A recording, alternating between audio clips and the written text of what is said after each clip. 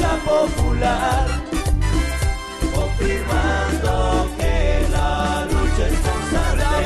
Frente Intercontinental, cámara y micrófono asaltando las redes. Somos la ventana de la lucha popular, confirmando que la lucha es constante.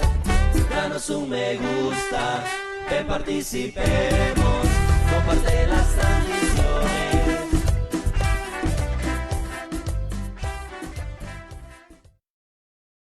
Un saludo para todos aquellos compañeros que en estos momentos se están conectando y están pendientes de todas las transmisiones que nosotros tenemos como Frente Intercontinental, la ventana de la lucha popular salvadoreña. Es para nosotros pues un privilegio tener a dos compañeras muy queridas por nosotros que van a estar dándonos mucha información de sumo interés y que yo creo que es bien interesante que tanto los salvadoreños que estamos fuera como dentro sepamos la realidad a la cual nosotros nos estamos enfrentando. Pero antes de seguir adelante, vamos a presentar al compañero que va a estar dirigiendo el conversatorio de este día. Así que adelante, compañero Marvin. Bueno, yo soy Marvin, nací en un cantón que se llama Cantagallo, casi nadie lo ubica, pero es en Chalate. Y actualmente resido en Toronto, Ontario. Muchas gracias a nuestras invitadas especiales y a las personas que se conectan. Pedimos que aprovechemos todo ese conocimiento y esa experiencia de las compañeras para preguntar, claro, preguntas que atañen al conversatorio, por favor. Gracias. Gracias, compañero Marvin. Bueno, llegó el momento en el cual pues vamos a presentar desde ya. Les agradecemos a las compañeritas por ese tiempo que nos van a brindar, así que les pedimos también de que estemos atentos a esta información. Le vamos a pedir a la compañera Anabel Belloso que nos mande un saludito para todos los compañeros que se están conectando. Adelante, compañera. Muy buenas tardes, buenas noches, o sea, lo indicado donde nos estén viendo. Lo importante es que les enviamos un saludo fraterno. Gracias por estar pendientes de esta transmisión. Siempre es un gusto poder compartir con ustedes, amigos, amigas del Frente Intercontinental, la ventana de la lucha popular salvadoreña. Gracias nuevamente por el espacio. Gracias, compañera. Bueno, y también tenemos a la compañera Dina Argueta. Sí que es el tiempo para la compañerita para que también nos mande un saludo. Adelante, compañera. El micrófono, compañerita. Gracias. Ahí sí. Bueno, muchas gracias. Saludos, compañeros, compañeras. Buenas tardes. Un abrazo fraterno a todos aquellos y aquellas que ya se conectan a este espacio, a esta transmisión. Agradeciendo siempre el espacio a los compañeros y al equipo de Frente Intercontinental, la ventana de la lucha popular salvadoreña. Estamos aquí para compartir con ustedes un ratito también desde nuestras perspectivas parte de la realidad nacional. Saludos a Anabel, con quien compartimos este trabajo en el día a día legislativo, un esfuerzo también de compañeros y compañeras, pero también nos encontramos aquí en estos espacios con ustedes, así que encantada. Gracias, compañera. Bueno, llegó el momento en el cual daremos inicio al conversatorio. Vamos a dejar el micrófono al compañero Marvin para que comience a hacer las preguntas o a dar su aporte. Así que adelante, compañero Marvin. Bueno, muchas gracias. Yo entiendo que la compañera Dina, usted representa, ¿verdad?, San Miguel, y la compañera Anabela San Salvador, ¿verdad?, por el partido FMLN. Para los que no se enteran, siempre hay algunos que no se...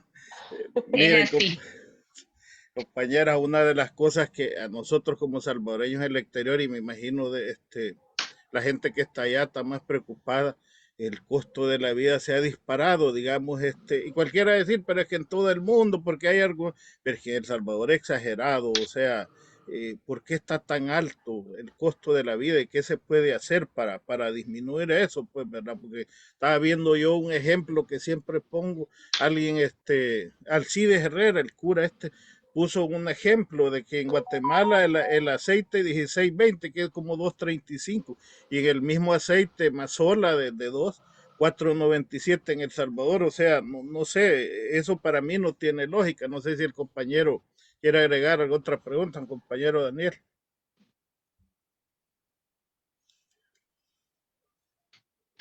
Perdón, me pasó lo mismo que la compañera. Bueno, bueno, pero así es esto, ¿no? No, yo pienso de que lo importante es de escuchar a las compañeras qué es lo que ellas nos pueden aportar acerca de esto.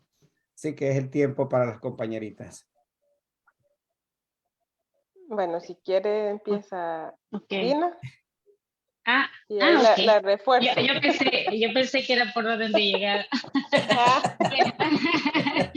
Bueno, la verdad que sin duda alguna hay un efecto que está golpeando obviamente el bolsillo de los salvadoreños, de las familias salvadoreñas, y eso es multicausal, tiene diferentes, podríamos decir, diferentes factores que influyen obviamente. Sin embargo, la afectación es directa, es al bolsillo de los salvadoreños y salvadoreñas.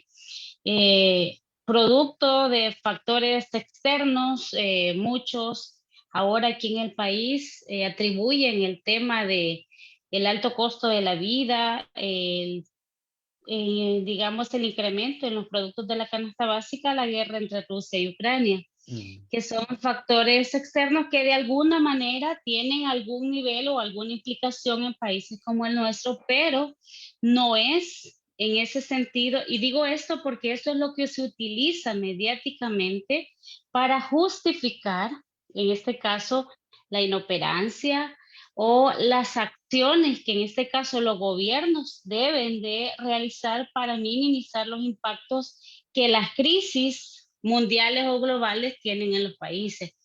Y en ese sentido debo decir que nosotros hemos venido insistiendo y señalando ya desde hace un buen rato, obviamente desde el año pasado, bueno, desde el 2020, 2021, veíamos nosotros y se veían algunos datos que mostraban indicadores de que la crisis estaba, obviamente, llegando a nuestro país, estaba golpeando la economía de los salvadoreños.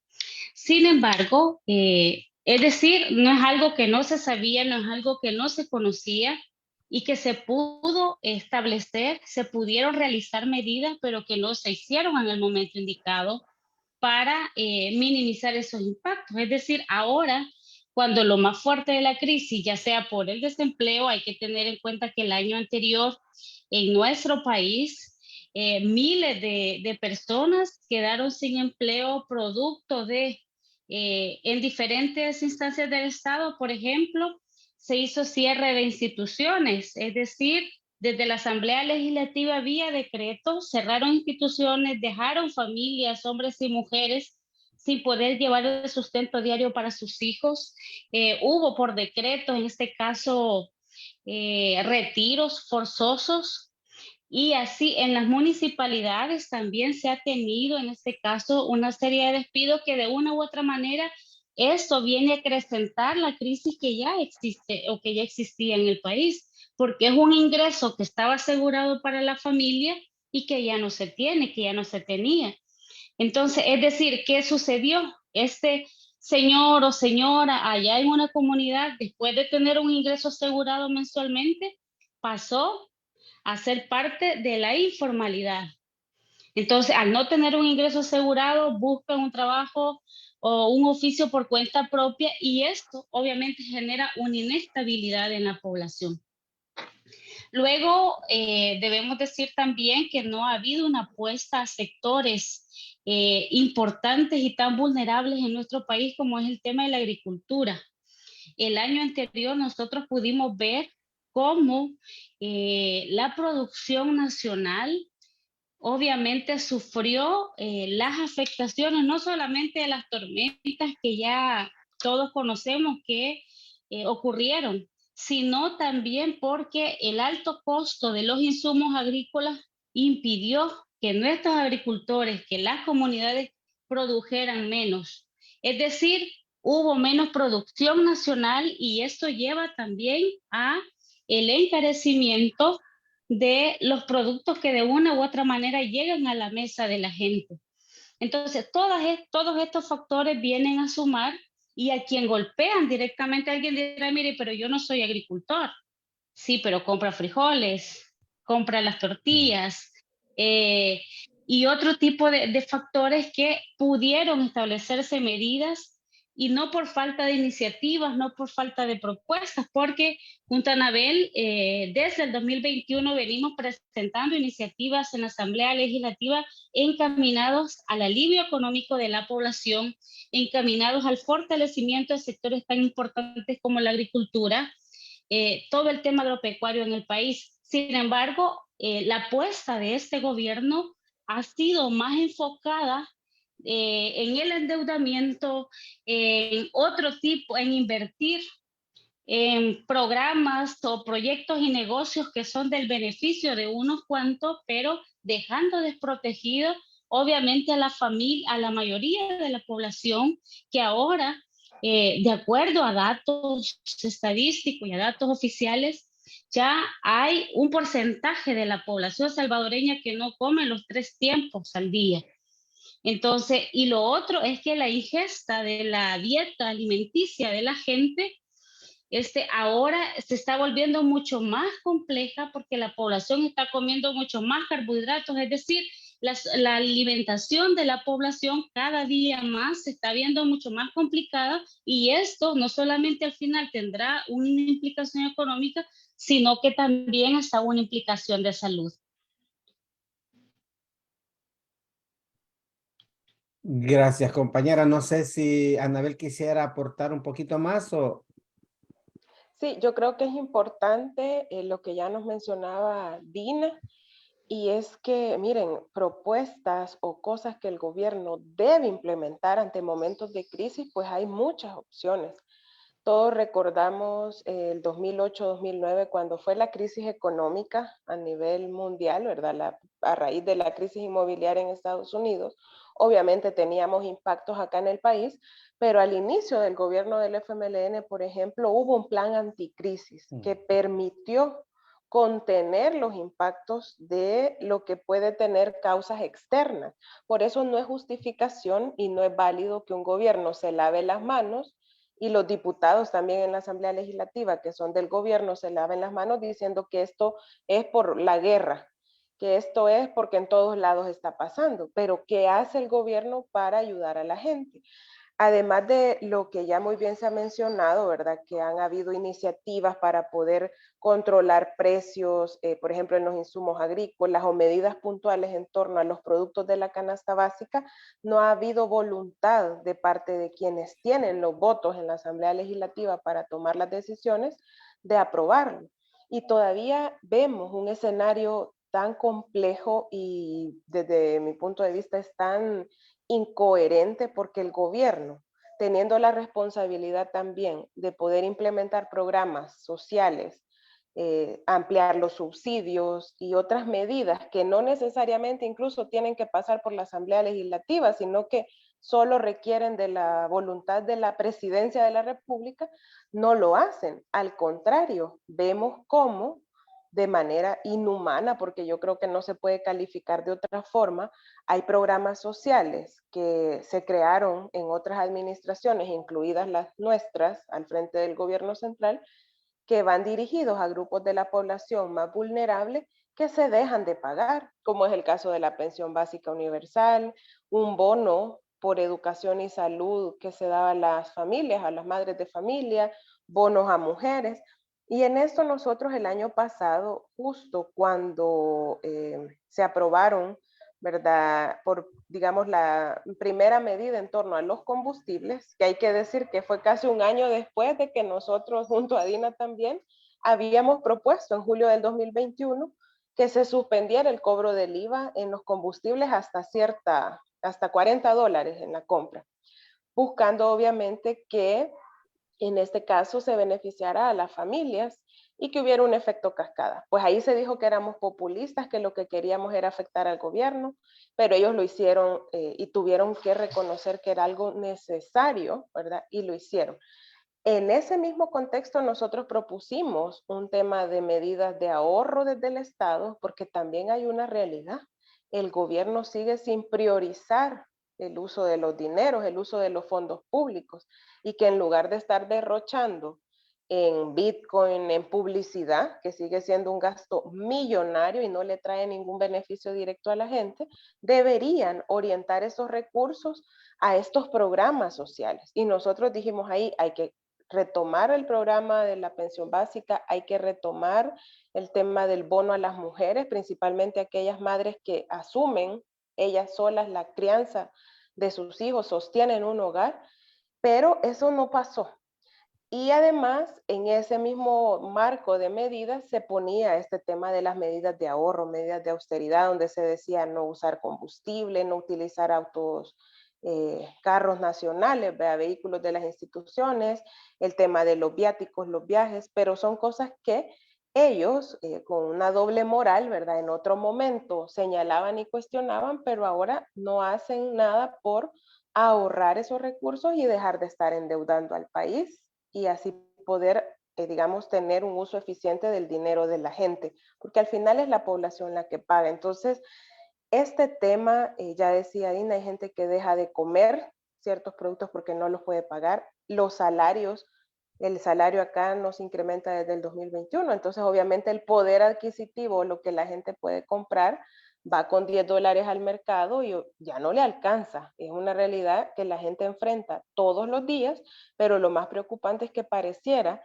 que el gobierno es sordo, es ciego y ante estas cosas no dice ni hace nada, porque siguen vendiendo la imagen de que aquí en el país todo está excelente y que estamos casi que en el país de las maravillas. Entonces, hay una situación bien compleja porque incluso en el año pasado cerró con 60,000 familias que caen a nivel de pobreza nuevamente y eso según datos de las mismas encuestas de hogares de propósitos múltiples que hacen las instituciones del gobierno. Eh, gracias, compañeras. Con respecto a eso, en los gobiernos del FMLN, al ver la situación en la cual estaba nuestro país pasando, o nuestro pueblo, el pueblo salvadoreño, surge lo que fueron los paquetes agrícolas, ¿verdad? Si no mal me acuerdo. Entonces, pero hay una situación que nosotros vemos a la llegada de este gobierno, supuestamente como que se reduce la situación de estos paquetes agrícolas, pero nosotros nos hacemos las preguntas, ya que no es para todos. ¿Para dónde van esos paquetes? ¿A quién beneficia esos paquetes? Entonces, nosotros quisiéramos saber si ustedes tienen una idea de cómo es que está la situación esta.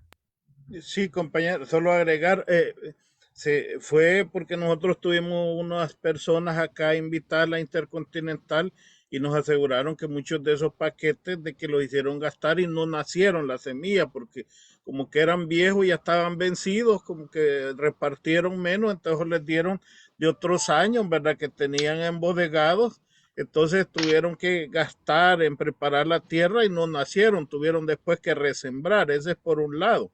La otra cuestión que no quería yo dejar desapercibido de que en esto de la canasta básica, también el recibo de la luz, la gente no, o sea, o los familiares de uno que se ha triplicado, etcétera, etcétera, y digamos, ya no se dio el vaso de leche, eso tuvo un gran impacto porque estuvieron cerradas las escuelas y por supuesto hasta en la nutrición, como usted bien dice, si los hipotes, pues sí, la ilusión de tomarse el vaso de leche, el paquete escolar que se da se ha disminuido grandemente. No sé, ahí me quedaría, compañero.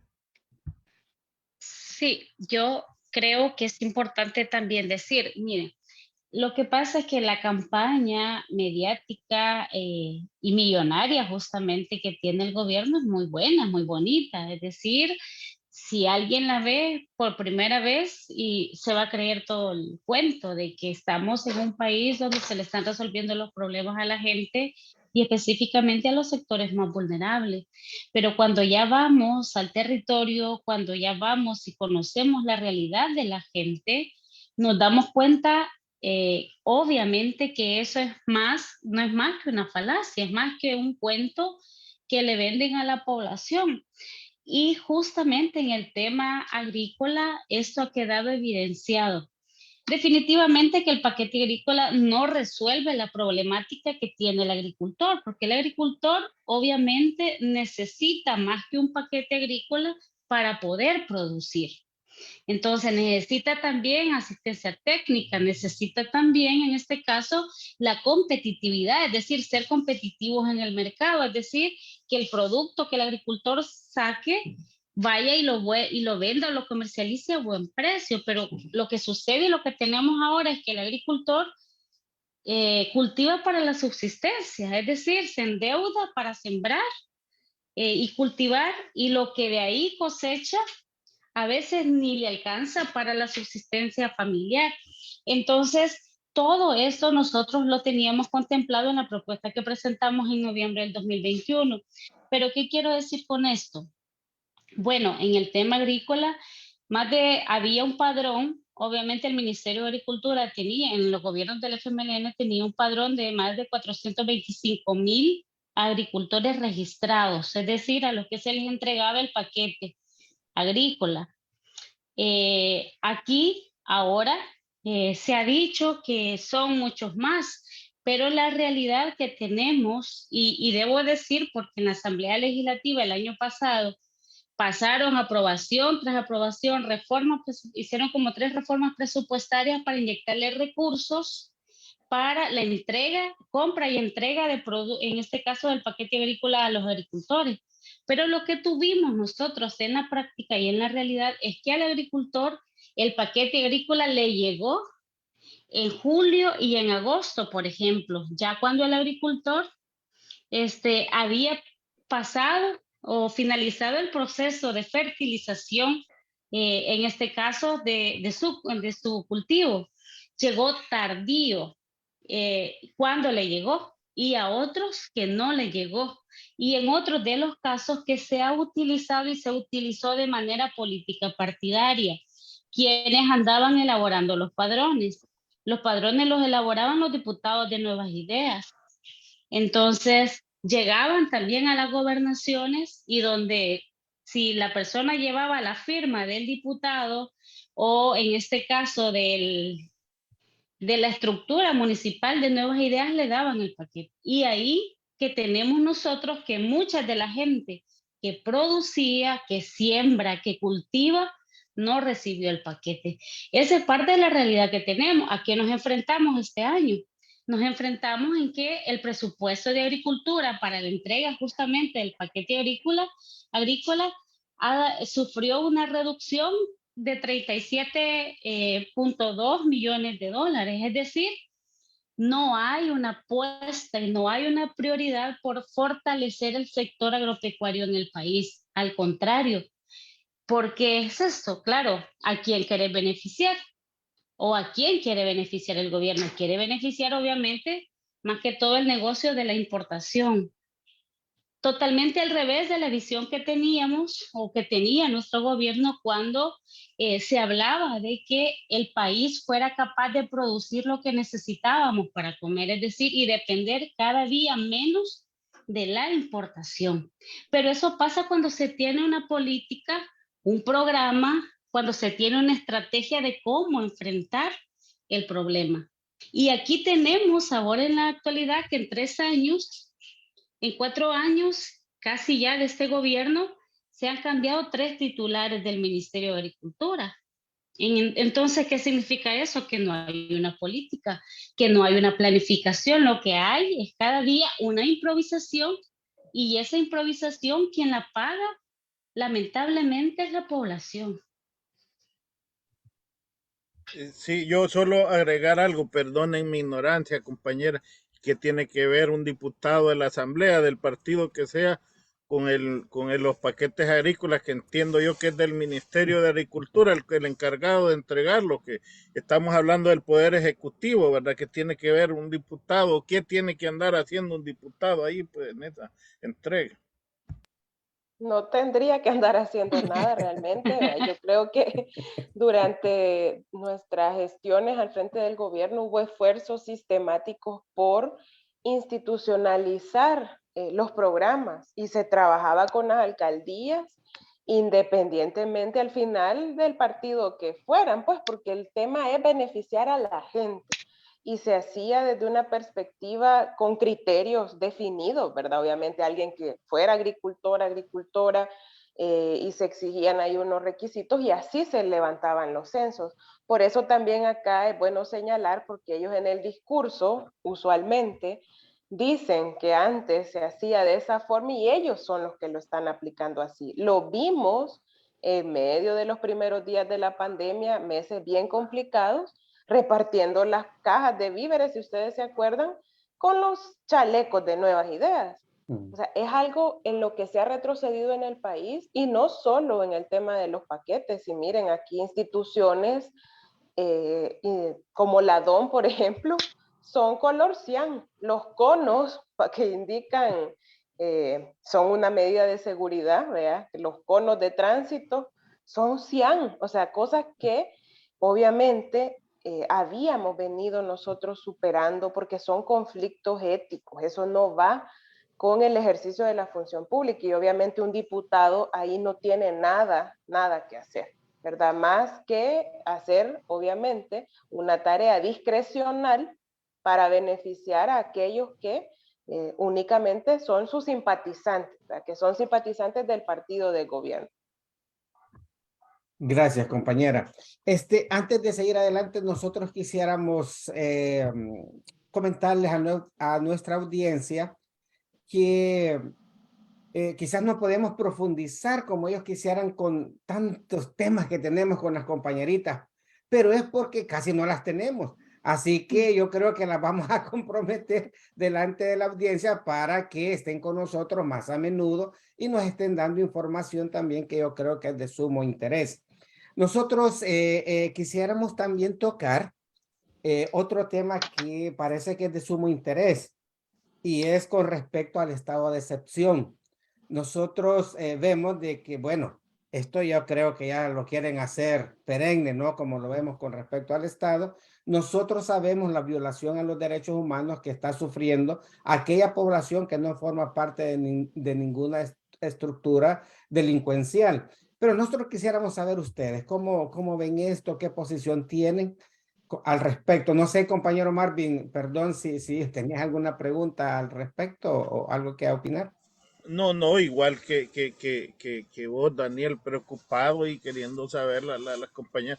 Yo sé que ellas personalmente no han votado por ese estado de excepción, pero aunque alguien hubiera votado al principio porque se dio una matanza, o sea, y estoy diciendo algo a título personal, para mí eso ya no se justifica de ninguna manera. O sea, primero porque hay 500 millones ahí bajo de agua en el famoso plan control territorial y ese dinero donde está todo el circo, que para mí allí debió haber sido destituido, lo digo a título personal, Bukele, porque se tomó la asamblea, pero al final unos hablan hasta de 600 millones el plan control territorial. Entonces, y si ya se capturaron a casi todos los pandilleros, ¿cuál es el objetivo de seguir prorrogando y toda esa violación? Hay algunas gentes hablan de 10,000 inocentes. Quisiéramos escuchar las valoraciones de ustedes en ese tema, por favor. Bueno, sobre ese tema de seguridad y específicamente el régimen de excepción, yo creo que la población y quienes nos siguen y han visto también nuestras posiciones sabrán y saben muy bien cuál ha sido justamente nuestro planteamiento y nuestra postura sobre este tema desde el primer momento. Desde aquel 25 de marzo del año pasado, donde por primera vez se establece una medida extrema como el régimen de excepción, establecimos nosotros nuestra postura. Y es que obviamente, y aquí no vamos nosotros ni siquiera a salir a decir ya, miren, nosotros estamos porque el gobierno debe de combatir la violencia, la inseguridad e ir de manera frontal contra las estructuras criminales, porque ese es un deber. Entonces, esa es una obligación que tiene el Estado, que tiene el gobierno cuando asume una tarea, cuando asume su rol como presidente de la República y al frente de las diferentes instituciones. Entonces, esa es una tarea constante. ¿Qué es un régimen de excepción? Que es una medida extrema que, si bien es cierto, la Constitución lo permite bajo criterios y parámetros constitucionales legales, que ahí mismo se determina, es eso, es una medida extrema última, es decir, cuando ya los planes y proyectos de un gobierno no han funcionado, puede aplicar un régimen de excepción y decir, mire, ¿por qué? Porque se declaró incompetente el gobierno, no pudo, sus planes no funcionaron, entonces era necesario el régimen de excepción.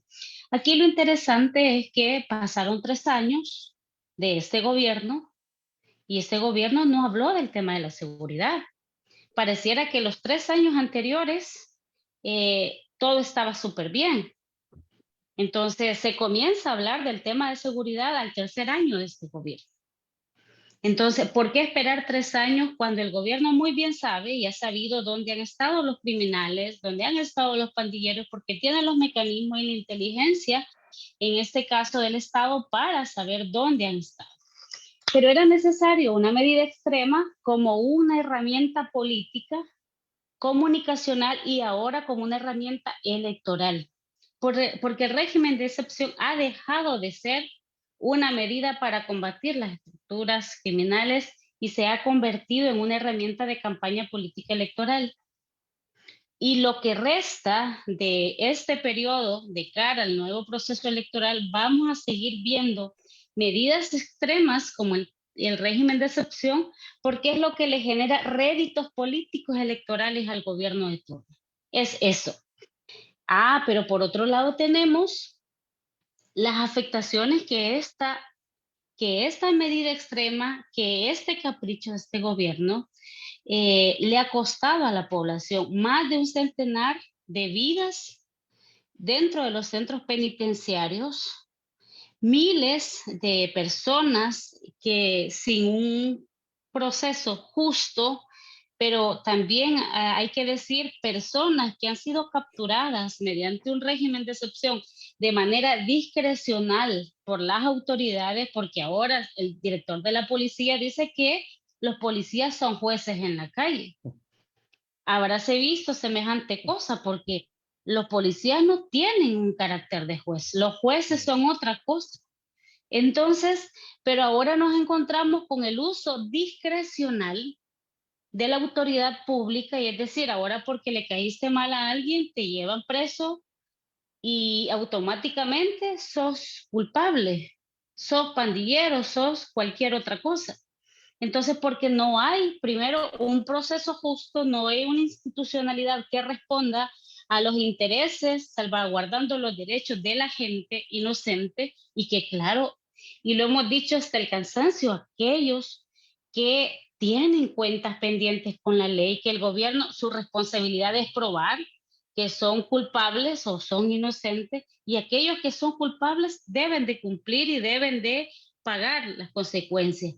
Pero en esto ellos le han llamado efectos o daños colaterales. Esos daños colaterales han sido vidas de jóvenes, de hombres, de padres de familia, incluso de mujeres, que ahora tienen una afectación, pero también de los hijos que han quedado desprotegidos porque sus padres, en muchos de los casos, el padre y la madre han sido capturados, y esos niños han quedado a merced de quién, de los vecinos, quién se hace cargo y quién responde por esas acciones. La Procuraduría Nacional, la Procuraduría para la Defensa de los Derechos Humanos, no tiene ahora un rol protagónico, es decir, al contrario, se ha vuelto sumisa a las decisiones también de Casa Presidencial y así toda la institucionalidad pública. Entonces, es decir, en resumen, el régimen de excepción, de acuerdo a lo que creo y a lo que pienso, es más una herramienta política y electoral. Entonces, mediática, electoral, para captar votos de acuerdo al proceso electoral que está por llegar. Gracias, compañera. No sé, compañera Anabel, si...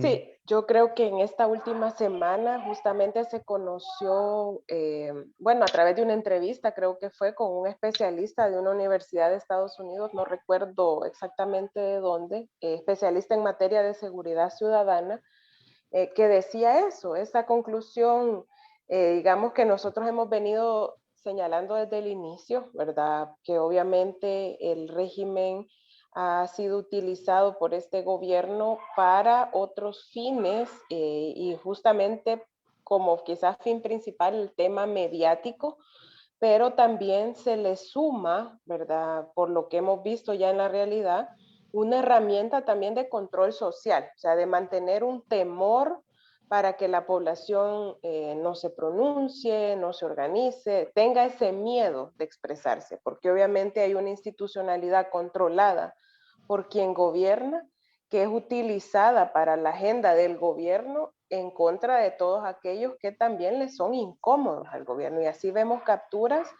que son injustas, arbitrarias, fuera, ¿verdad?, de lo que la ley manda, como el caso de liderazgos comunitarios, el caso de liderazgos sindicales.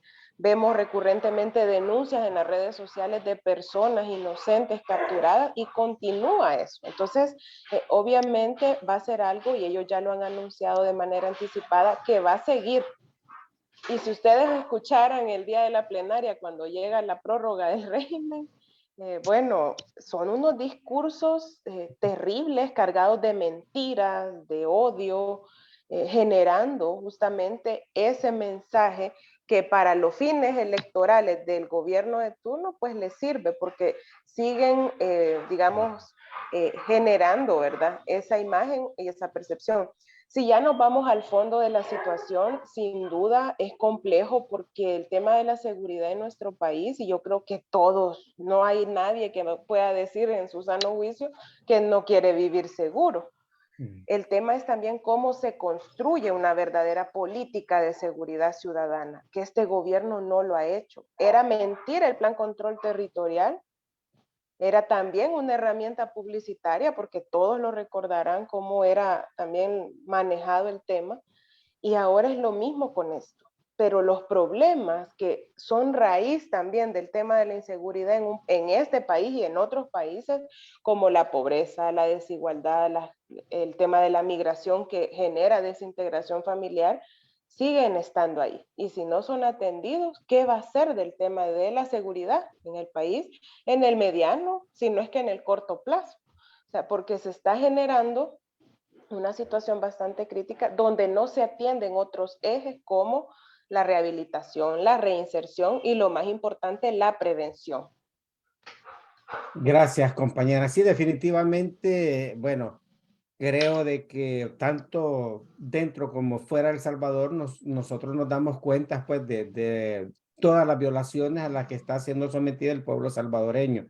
Sí es bien preocupante definitivamente que no haya, por ejemplo, por parte del gobierno un organismo pues que en realidad vele y diga en estos momentos quiénes son los que están dentro de las pandillas y quiénes no. Así que es un problema que creemos que solo con la lucha del pueblo salvadoreño, con sus organizaciones, pidiendo pues de que se libere a estos compañeros, la única forma que se puede hacer. Y no es la primera vez, pues porque nosotros que venimos de luchas anteriores de allá por el 80, sabemos que la denuncia es como lo más importante para que los gobiernos de una u otra forma vean pues de que solo el pueblo salva al pueblo. O sea, entonces... no sé, vamos ya cerca de la hora. Yo sé que ustedes están bien apretaditas del tiempo. Marvin, no sé si querés hacer una pregunta, porque yo sí tengo una que una compañera nos ha enviado que se las hagamos a usted. Así que antes de hacerla, no sé, Marvin, si ibas a aportar algo más tú. Sí, yo, bueno, por lo que decía la compañera, llamar daño colateral a 10.000 inocentes presos y a 100 muertos, esa es para mí una atrocidad, una barbaridad. Aparte, con respecto a lo que decía la compañera Anabel, pues sí, yo entiendo que la seguridad no solo es de delincuencia, sino que es seguridad alimenticia, seguridad en salud, y allí nosotros hacemos un resumen semanal de noticias y hay un sindicato del Simetriz, o no recuerdo el nombre cabal, pero está diciendo que no hay un montón de medicamentos, de antibióticos, medicamentos para combatir el cáncer, y está propiciando que la gente pase de una etapa a una etapa más grave de cáncer con una gran rapidez, pues, o etapas que se pueden paralizar y no existen los medicamentos. Entonces, ¿a qué le estamos apostando? Pero por el otro lado vemos un gobierno vanagloriándose de que Wall Street le dijo de que pagó y le sale aplaudiendo. Pues sí, pero le quita a los lisiados y a los beneficiarios, los excombatientes, les roba. Y yo lo digo a título personal, les roba parte del presupuesto, porque el año pasado no les dieron 40 millones y nadie sabe, no está el pisto, pero no, y estaba en el presupuesto. Y así un montón de carteras, y con esto del secreto, o cómo no, perdón, no sé cómo, pero que no dan la información. Información Entonces, reservada. sí, eso, salud, si hay, por decir una cifra, 600 millones asignados para salud y no se ejecutan 200, nadie sabe qué pasó con los otros 200 que no se ejecutaron. Entonces, o sea, ¿dónde está la transparencia de este gobierno? Nos preguntamos nosotros, compañeros, o sea, y por qué también la gente, pues, o sea, ¿qué piensa el ciudadano común y corriente allá en San Miguel, compañero? Allá en San Salvador, pues usted recorre, ¿qué dice la gente? Ya están despertando, o sea, ¿o qué pasa con la gente? Bueno, yo debo decir que es un tema bien complejo porque ese gobierno está apostándole y parte de sus apuestas ha sido trabajar la percepción, es decir, trabajarle el imaginario colectivo de que este país está de lo mejor posible.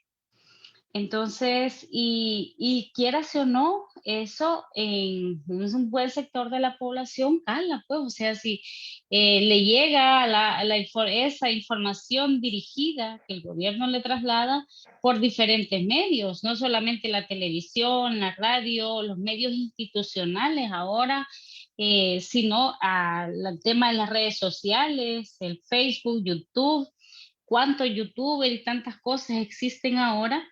Entonces, es decir, hay una masificación de esta percepción que se quiere generar y que se genera en el país de que todo está bien.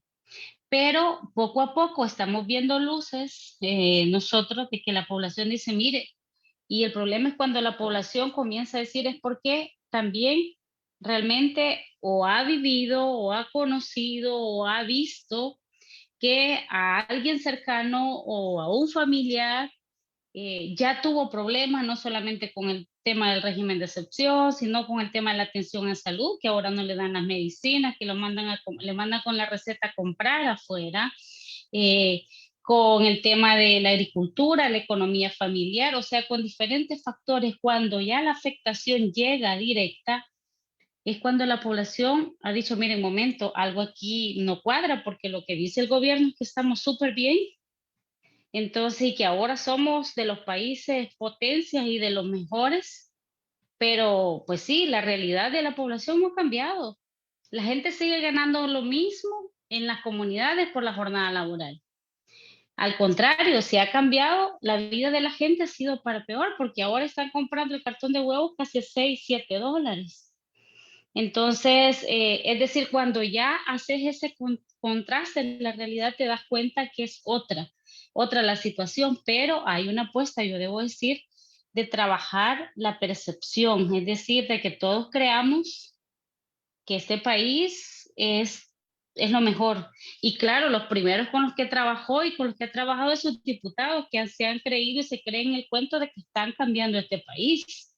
Y por eso, sin temor y allá con tanto ahínco, apretan un botón porque se han creído el cuento de que las decisiones que están tomando y que ese botón que apretan ahí es lo mejor que pueden pasar y porque así le han dado la orden. Entonces, cuando esa decisión repercute negativamente en la población, entonces ese creo yo que ese contraste lo podemos ver nosotros y si bien es cierto, hay una percepción de seguridad que también ahora, quieras o no, ha minimizado los homicidios, pero vemos los feminicidios, por ejemplo, de mujeres en este año complicados.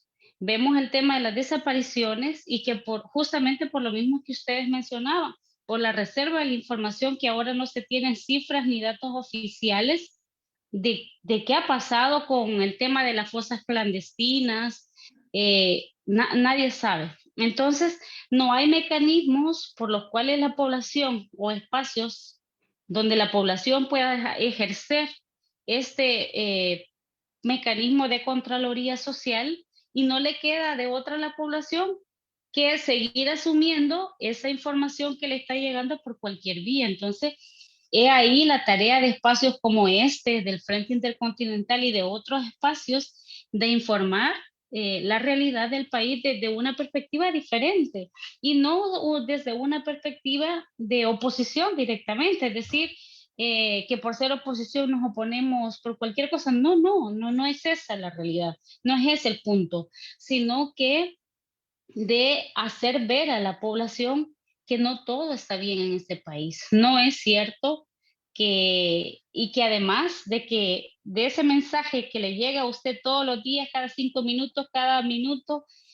son millones de dinero suyo, dinero del pueblo que se está utilizando ahí para mejorar la imagen de una persona.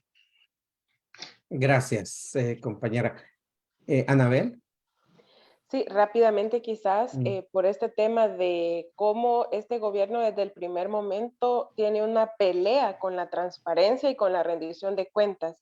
Y el mecanismo que encontró fue decretar información en reserva que por ley debe ser pública, pero aún contrariando lo que la ley les mandata, hay información reservada hasta por 7 años. Ustedes lo saben muy bien, vea el tema de las compras públicas, las compras de la pandemia.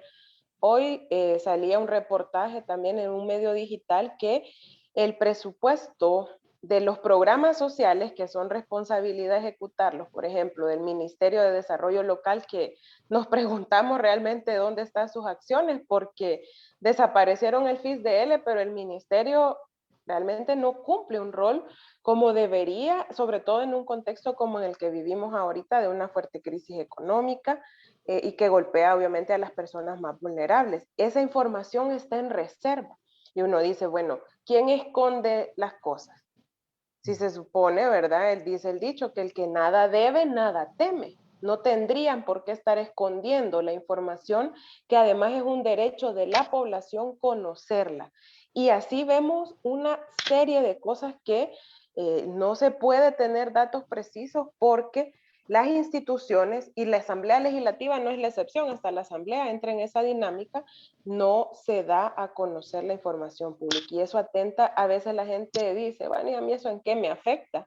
Al final se trata de la ejecución de recursos, de dinero que toda la gente paga, que pagamos a través de los impuestos, y que en El Salvador continúa siendo todavía de carácter regresivo, como se llama, porque es la gente en la gran mayoría la que más paga, vea, no hay una lógica ahí, porque ese es otro tema que este gobierno, desde la Asamblea Legislativa, con sus diputados que solo aprietan el botón, ha venido aprobando medidas para exonerar de impuestos o del pago de impuestos a los ricos, pero se niega, por ejemplo, a exonerar el pago del IVA en la canasta básica, por ejemplo.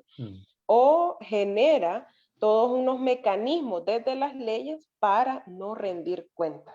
Este es un tema bien complicado porque sin duda también se conocía este día que una cuenta que hay en el presupuesto que se llama FOPROMID, que se supone que se activa en emergencias, pero digamos, en un momento sumamente complejo donde los plazos son necesarios evadirlos, hacer cosas urgentes, hay mecanismos para liquidar también.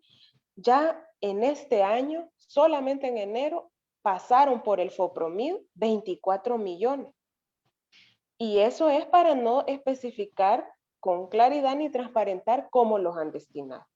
Y esto es un mecanismo recurrente que este gobierno ha usado, aun cuando, digamos, no debería de ser, porque las leyes vigentes, hasta ahorita que ellos ya sacaron una nueva ley de compra, ¿verdad? Que también va orientada en esa vía para no hacer controles, no hacer procesos como se debe, ¿verdad? Sino que favorecer a sus amigos, a los cheros con los contratos. Ellos han venido haciendo un uso abusivo de estos mecanismos y es para que no transparentar, no rendir cuentas. Y ya los señalamientos de corrupción, los casos incluso ya estaban hasta en investigación, pero por eso también quitaron a funcionarios y pusieron ahí a funcionarios a la medida para que ya nadie diga ni haga nada. Gracias. Yo me pregunto, con lo que pasó esta semana, creo, con la abolición de la ley LACAP que se llamaba, ¿será que ellos están aboliendo esta ley porque también de una u otra forma ellos favorecen a sus amigos o a sus familiares y no se da cuenta o no rinden cuenta pues al pueblo cómo es que está la situación de los diferentes contratos que se están dando en el gobierno? No sé si por ahí podría ir ahí. Sí, solo quiero agregar algo. Esa ley, la CAT, aparentemente creo que quieren centralizar las compras y que las maneje Casa Presidencial. Yo creo que por ahí veo la cuestión. Es como lo del DOM, ¿verdad? De la descentralización que se logró en todos estos años por las alcaldías. Ahora, el famoso DOM, el gobierno, pero las obras no se ejecutan.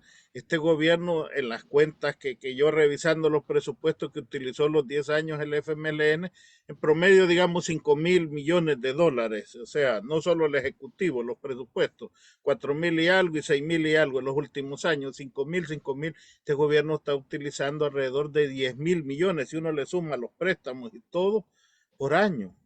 O sea, pero no vemos las grandes obras de infraestructura, pues, y no hay, o sea, habla de transparencia, pero no, también se cerró toda la información que tenía, bueno, el compañero Marco Rodríguez, no me acuerdo cómo se llamaba la oficina de transparencia que presidía Marco Rodríguez, todo eso se ha cerrado, entonces, o sea, los pandilleros se capturan a 10.000 inocentes, pero ahí sale un audio, ¿verdad? En el Faro, donde se le ayudó a un líder de pandillas a ir. Estados Unidos pide, porque hay un convenio de tratado, a unos líderes de pandillas, pero no se le entregan. Entonces, ¿a qué está jugando este gobierno? Es pregunta que yo le hago. Sé que usted no tiene la respuesta, pero ¿cuáles son sus valoraciones, compañero? Y también en la otra, ¿qué anteproyectos de ley han intentado ustedes pasar y no han tenido aprobación o les han aprobado algunos? No sé si Daniel quiere agregar algo otra para que las compañeras. No, no, definitivamente, por cuestión del tiempo, yo sé que vamos a dejar ahí a las compañeritas porque sí, la pregunta que hace la compañera sí se las quiero hacer, aunque va a ser corta la respuesta, pero bueno, se las voy a hacer porque me está pidiendo ella que se las haga. Así que adelante, compañera, gracias. Bueno, yo quizás un poco como para también ya finalizar con el tema, justamente lo que planteaba Anabel, y es que es como este gobierno desde el primer momento en sus diferentes instancias del Ejecutivo no ha tenido una vocación por la rendición de cuentas y la transparencia, y justamente el tema de la ley de compras públicas obedece a esos principios de no transparencia que el mismo gobierno está aplicando hasta el día de hoy. Hay que recordar que proyectos importantes como, digo importantes por el tamaño, vea, que se han ejecutado, que se han estado ejecutando, tienen sus propias leyes especiales. Justamente el tema de la misma, el centro penitenciario que construyeron, hicieron leyes especiales ahí para obviar todo tipo de permisos y los procesos de compras que en la misma se hacían. Han perdonado impuestos a los grandes constructores de estas mismas, de estos proyectos, de estas obras, pero obviamente por otro lado vemos que a quien sufre y a quien tiene los problemas más grandes en este país, que la mayoría de la población salvadoreña no quieren volver su mirada hasta ahí, es decir, hay una incongruencia total entre lo que se dice y el actuar de este mismo gobierno y sus diputados en la Asamblea. Ahora, yo justamente sobre el tema de las diferentes iniciativas que nosotros presentamos, miren, solo en el año 2021 nosotros presentamos alrededor de 22 iniciativas, propuestas de ley, algunas reformas, otras propuestas de nuevas leyes para estudio y discusión en la Asamblea Legislativa. Sin embargo, ninguna de esas propuestas fue agendada, es decir, para su discusión. Al menos el año 2021 las pasaron a las comisiones, otras lo que hicieron es mandarlas a archivo, pero hasta ahí llegó. El año pasado nosotros seguimos en este esfuerzo porque esa no solamente es una decisión nuestra, es parte también del compromiso y de la confianza que la población y que sectores también tienen en estas servidoras. Por ejemplo, es decir, una propuesta de ley la realiza o la elabora una comunidad, una organización, un grupo de mujeres, pero necesitan la firma de un diputado o diputada para que tenga iniciativa de ley dentro de la Asamblea Legislativa y se convierta en un proyecto oficial dentro de la Asamblea. Entonces, así hemos venido acompañando diferentes iniciativas. Nosotros presentamos, como ya lo hablábamos aquí, propuestas para el tema del alivio económico de las familias salvadoreñas. Fuimos las primeras que presentamos nosotros el tema de quitar los impuestos del IVA al combustible, que eso lo hicimos en julio del año 2021. Presentamos, obviamente, el tema de una ley de insumos agrícolas. Presentamos propuestas como una ley para establecer la búsqueda de personas desaparecidas, todo un sistema de búsqueda de desaparecidos en el país, que era parte también de la política debe de ser parte de la política de seguridad. Hemos presentado una propuesta en el marco de acompañamiento a las mujeres, ya casi va a ser un año, el 8 de marzo, que presentamos una propuesta de ley de trabajo doméstico con las mujeres, y que estas iniciativas, bueno, presentamos una ley de reestructuración de deudas y otras iniciativas. Fuimos las primeras que presentamos reformas también para la revisión del salario mínimo. Es decir, propuestas que vayan encaminadas a resolver problemas que la población tiene en el día a día. Entonces, sin embargo, esas propuestas no han sido escuchadas. ¿Por qué? Porque llevan la firma de nosotras. ¿A quién hacen el daño? ¿Nos hacen el daño a nosotras? No. Es decir, a quien perjudica es a la población que genuinamente, de acuerdo y amparados en su derecho, llegan y solicitan a la Asamblea que se estudien diferentes temáticas. Entonces, esas no han sido escuchadas. Ahora el mecanismo de la Asamblea y esta es una violación clara al reglamento interno de la Asamblea Legislativa, cometido principalmente, inicialmente por la Junta Directiva, que no distribuye la correspondencia a las comisiones respectivas para que estas puedan estudiarse.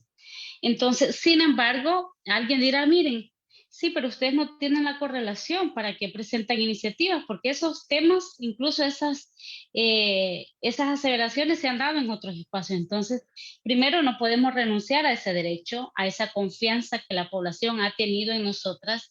Segundo, porque es nuestra potestad como diputadas de la Asamblea Legislativa representando a una parte de la población salvadoreña que confió en nosotros, que confió en el FMLN. Entonces, y haciendo valer el derecho de la población y el nuestro como diputada, vamos a seguir presentando las iniciativas que sean necesarias y que sean convenientes, aunque aquellos decidan, aunque el oficialismo decida no estudiarlas, no conocerlas, o en otro de los casos, retomen nuestra propuesta, le quitan el logo y le cambian el logo y le ponen las letras de ellos. Lo importante es que los temas también se logren discutir en la mesa, en la discusión propia de la Asamblea Legislativa. Gracias, compañera. Bueno, vamos a pasar a la pregunta que nos hace la compañera Anabel. Le prometo que la próxima vez, compañerita, vamos a comenzar con esta pregunta que usted nos da el aporte. Dice así, bueno, antes que nada es una compañera de El Salvador, se llama Nelly, me dice que no dé el apellido, así que, bueno, por cuestiones de seguridad, pero sí les mando un abrazo fraterno, dice, aquí tengo el WhatsApp que me manda. Pero dice lo siguiente, me imagino que está hablando con un docente con respecto a lo que son las computadoras. Dice, le comenté a una docente que el Frente también había entregado computadoras y ella me dijo que como docente que era con propiedad, lo negaba. El Frente no entregó y Naib sí, y por eso le agradecía. Por favor, que me contesten, por favor, eso. Se ve que la compañera está un poquito desesperada. Así que, bueno, a Anabel le tocaría porque ahí nos quedamos. Adelante, Sí. Anabel. Bueno, primero, gracias Nelly por el abrazo, por el saludo. La verdad que durante las gestiones del FMLN se inició con los programas de dotar de computadoras a los centros escolares. En muchos de los casos era un primer paso, incluso en la construcción de los centros de cómputo. Hay que recordar que pues, el tema de la brecha digital en nuestro país continúa siendo un gran reto. Y por lo tanto no es cierto que se haga una aseveración como la que hace esta maestra. No sé y desconozco, porque no conozco el caso puntual, si en el centro escolar donde ella está asignada, donde tiene plaza, quizá no se alcanzó a cubrir, porque hay que decirlo, durante los periodos nuestros y principalmente en el segundo gobierno, se colaboró, o digamos se obtuvo, perdón, recursos a través de cooperación, a través de diferentes mecanismos para obtener las computadoras y poder entregarlas. Hasta recordarán que el programa emblemático llamaba a las computadoras las lempitas. Claro, la tecnología es tan cambiante, va avanzando, y por eso yo quiero decir algo. Fíjense que el primer recurso que se asignó para las compras de computadoras se votó para el presupuesto 2021. Es decir, todavía fue la Asamblea Legislativa anterior. Y fíjense que nosotros votamos por ese presupuesto y dejamos bien etiquetados los recursos. En aquel presupuesto eran 250 millones. Claro, se le ha asignado los recursos, tiene que ejecutarlos.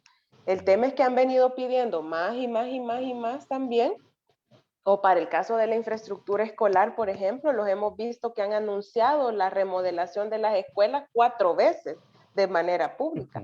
Han tenido los recursos también y cierran los años y no entregan más que 1 o 2 centros escolares. Entonces, ¿qué está pasando? Y era algo que decía el compañero Marvin, la ejecución presupuestaria, principalmente en inversión pública, es bien baja. Y solo para cerrar aquel tema, sí se hizo durante nuestro gobierno, principalmente quizás, obviamente era un proceso en escalada, ahora un mecanismo gradual, no fue todo de manera automática, porque los recursos, a diferencia de los que ha tenido a disposición este gobierno, obviamente fue más complejo obtener financiamientos, y en esto la gente puede revisar incluso si gusta también, cómo había negativas de aprobar financiamientos, cómo se bloqueaban recursos en la sala de lo constitucional de aquella época. En fin, había unos mecanismos bien complejos, pero aún con esas limitantes, por eso yo reconozco que mucho provino en algunos casos hasta de la cooperación, ¿verdad? Pero que hubo entregas, hubo entregas. Gracias, compañera. Bueno, perdón, Marvin, el tiempo es el que nos está. Sí, no, yo solo puntualizar unas cosas. Una de las cosas que me llamó la atención a mí es que hace como, bueno, ya había 3 años y algo, y este gobierno prometió reparar todas las escuelas, 5,100 en los próximos 5 años, y ya le faltaban 2 años cuando hizo ese anuncio. O sea, ¿cómo voy a prometer yo algo para los próximos 5 años si ya me faltan 2 años? O sea, la relación del tiempo y realmente esas escuelas, y la otra, como todos esos vasos de leche y todo eso que no se dio, pues porque por la pandemia, ¿no? Ese ahorro, ahí hubo un ahorro, pues, ¿verdad? Y que no ni siquiera se gastó en material de limpieza para las escuelas porque no se estaban limpiando. ¿Dónde está ese dinero que se ahorraron en los millones de vasos de leche que no se dieron? O sea, perdone mi ignorancia, o sea, ¿qué ha dicho ese gobierno? ¿Dónde está ese dinero? Gracias, Marvin. No sé si las compañeras van a aportar algo, y si no, pues creo que es el tiempo para que nos vayamos despidiendo. No sé, antes agradecerles a ella por este tiempo que nos han dado. Ya las comprometimos, aunque no nos han dicho sí, pero ya las comprometimos para un nuevo conversatorio donde vamos a estar tocando temas de mucho interés también, tanto para nosotros, para los compañeros que están dentro. Así que les vamos a pedir a ellas que se vayan despidiendo, por favor, de nuestra audiencia. Vamos a comenzar con la compañera Dina Argueta. Vamos a ver. Gracias. Bueno, justamente decirles que estamos a la orden en la medida de lo posible que podamos coordinar. con un poco de anterioridad por los tiempos, a veces también un tanto el fin de semana, viernes o sábado uno aprovecha, bueno, está Anabel también, pero en mi caso que me toca trasladarme hasta San Miguel, es decir, el fin de semana es cuando más utilizamos para hacer el trabajo territorial, porque durante la semana pues toca el trabajo legislativo, pero decirles que estamos en la disposición de poder compartir con ustedes una mirada diferente de la realidad, agradecerles a cada uno de ustedes que se conectó a esta plática, a este conversatorio, agradecer a los compañeros del Frente Intercontinental por justamente dar una batalla en medio de tanta alienación mediática y tratar de llevar justamente una voz diferente a cada rinconcito hasta donde llega la señal del Frente Intercontinental. Así es que agradecida con todos ustedes, con Anabel, por compartir siempre y decirles que aquí vamos a estar, desearles un bonito viernes y bueno, que aprovechen lo que resta del fin de semana a recargar baterías. Gracias igualmente, compañera Anabel. Bueno, primero quizás rápido decirle al compañero Marvin que la misma pregunta nos hacemos, ¿de dónde está ese dinero? Porque para lo que se suponía que iba presupuestado o etiquetado en los presupuestos, al final no se termina viendo las obras. Y luego también nuevamente agradecerles a ustedes el espacio, gracias a quienes estuvieron también conectados y pendientes de esta transmisión. Siempre es un placer poder intercambiar y construir de manera colectiva el análisis de la realidad, que es lo más importante. También un gusto haber compartido con mi compañera Dina Argueta, ¿verdad? Seguimos ahí en esa trinchera que nos corresponde y todos y todas sin duda en este contexto tan complejo de retrocesos que vive el país en materia de derechos humanos, pues jugamos un rol fundamental en la lucha, ¿verdad? Desde el espacio en el que corresponde, y en este caso el Frente Intercontinental lo hace abriendo la posibilidad de que estas voces den su opinión, trasladen información para que la gente pueda justamente a través del pensamiento crítico generar su propio criterio. Así que un placer y en la disposición, como decía Dina, de poder coincidir y compartir nuevamente cuando ustedes lo crean oportuno. Así que feliz tarde. Gracias, compañera Marvin. Bueno, yo agradecerles, muchas gracias por aceptar, gracias a las personas. Ay, disculpen que no nos quedó chance a lo que de leer los comentarios a las personas. Ay, por favor, ahí nos saluda la compañera Rocío, ahí la seguimos en la radio WhatsApp, creo que los sábados. Sí, mañana. Y pues sí, soy Marvin de Cantagallo, actualmente residiendo en Toronto, Ontario. Muchas gracias. Gracias, Marvin. Bueno, de mi parte, mi nombre es Daniel, desde Suecia. Un saludo para todos, agradecerles de nuevo y a tanto a los que estuvieron con nosotros como a las compañeras y pedirles que sigan pues viendo la página nuestra, que este instrumento sigue y vamos a seguir con los conversatorios esta semana que viene. Vamos a terminar este conversatorio, bueno, con nuestro tema especial que tenemos. A muchos les gusta y nos dicen, bueno, a veces bailamos. Así que hoy es viernes. Quien quiera bailar, pues bienvenido también. Vamos a poner, con eso terminamos.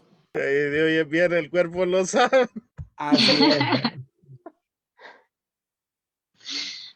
es. Vamos a ver. Somos el Frente Intercontinental, cámara y micrófono asaltando las redes. Somos la ventana de la lucha popular, confirmando que la lucha es constante. Frente Intercontinental, cámara y micrófono asaltando las redes. Somos la ventana de la lucha popular, confirmando que la lucha es constante. Danos un me gusta, que participemos, comparte las transmisiones.